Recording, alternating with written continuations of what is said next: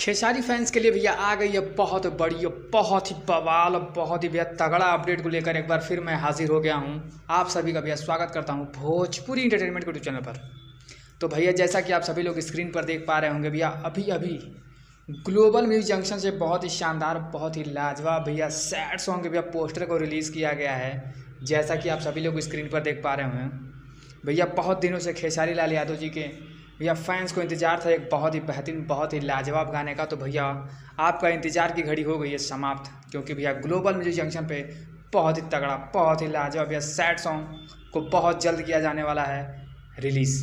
जैसा कि आप सभी लोग स्क्रीन पर देख रहे होंगे इस भैया सैड सॉन्ग का नाम है तू रूबू रानी।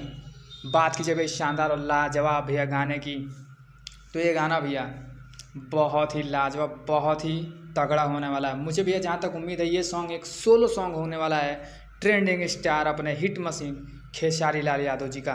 तो आप सब भैया इंतज़ार करिए, बहुत जल्द इस बेहतरीन और लाजवाब गाने के भैया टीज़र को भी बहुत जल्द रिलीज़ किया जाएगा।